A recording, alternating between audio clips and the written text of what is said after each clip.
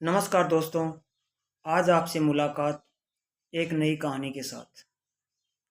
कहानी काल्पनिक है, जिसका किसी पात्र और घटना से कोई संबंध नहीं है।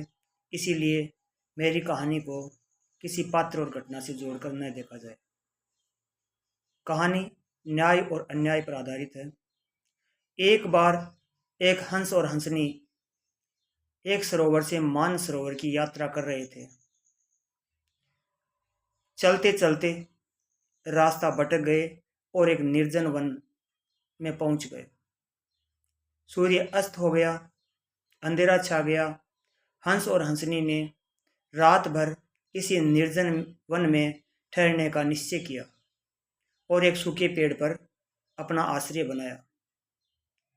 इसी पेड़ पर एक उल्लू आकर बैठ गया। रात का एक पहर बीता। उल्लू अपनी कर्कश वाणी के अंदर जोर जोर से चिल्लाने लगा। हंसनी ने हंस से पूछा, महाराज ये कौन सा जानवर है? हंस ने कहा, हंसनी ये उल्लू है। हंसनी ने वापिस हंस से कहा कि ऐसे जानवर जहाँ रहते हैं तभी यहाँ की पूरी वनस्पति सूखी है। हंसनी की ये बात उल्लू के जहन में घर कर गई। उल्लू को इस बात पर बहुत क्रोध आया और उसने हंस और हंसनी को सबक सिखाने की ठान ली। रात भर जैसे तैसे बीती। सुबह सूर्य उदय हुआ। उल्लू हंस के पास जाकर बोला, भाई साहब रात भर आप ठहरे, आप हमारे मेहमान थे और मेरी वजह से आपको पूरी रात परेशानी का सामना करना पड़ा। हंस ने कहा, नहीं भाई, इसमें तेरा कोई दोष नहीं। हम रास्ता भटक गए थे और रात भर हमें रुकना पड़ा। यह कहकर हंस हंसनी को लेकर के उड़ने ही वाला था, तभी उल्लू जोर जोर से चिल्लाने लगा, भाई मेरी पत्नी को लेकर के कहाँ जा रहे हो?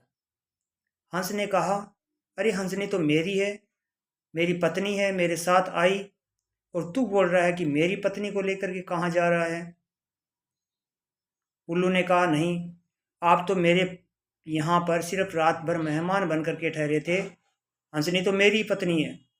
और यह बात दोनों के बीच में तकरार हो गई, लड़ाई शुरू हो गई। दोनों आपस में झगड़ने लगे और झगड़ते झगड़ते काफ़ी जंगल के पशु पक्षी इकट्ठे हो गए और सभी पक्षियों ने ये निश्चय किया कि भाई पंचायत बुलाई जाए और पंचायत बुला करके फैसला किया जाए कि हंसनी हंस की है या उल्लू की है। सभी पशु पक्षी आपस में चर्चा करने लगे कि भाई हंसनी तो हंस की होगी, उल्लू की कैसे होगी। और फिर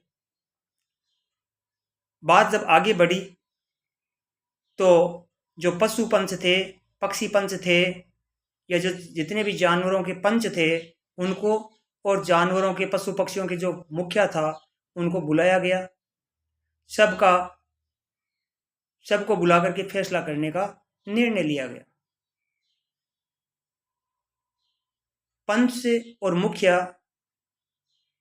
एक गुप्त स्थान पर जाकर के आपस में चर्चा करने लगे कि भाई इस जंगल के अंदर कितने उल्लू हैं।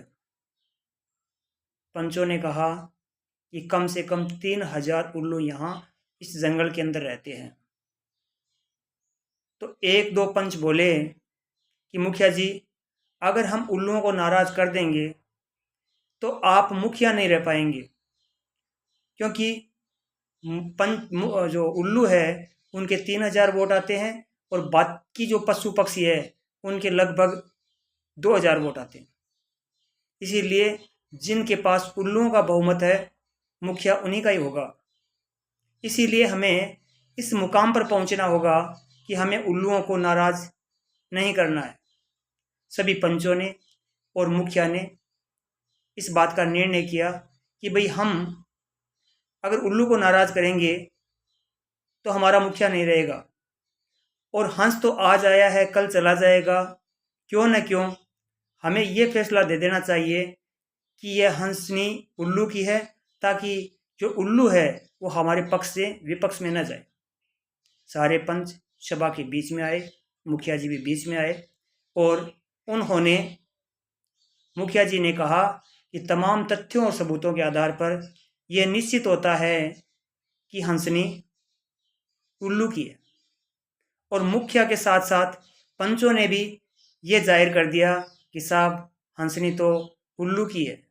बाकी जो जनता बैठी थी वो सारी की सारी जनता आपस में बातचीत करने लगी, अरे ये तो अन्याय हुआ है, लेकिन बोले कौन, क्योंकि फैसला फरमान जो था वो पंचायत का था और पंचायत का जो फैसला है उसको कौन बदले। और ये फैसला सुनने के बाद हंस के पैरों तले जमीन खिसक गई। हंस जोर जोर से चिल्लाने लगा, बड़ी करुणा पुकार करने लगा, लेकिन उस हंस की कोई पुकार सुनने वाला उस समय नहीं था। जनता धीरे धीरे अपने घरों की ओर लौट गई। जितने भी पक्षी पशु आए थे वो सारे के सारे अपने घरों की ओर चले गए।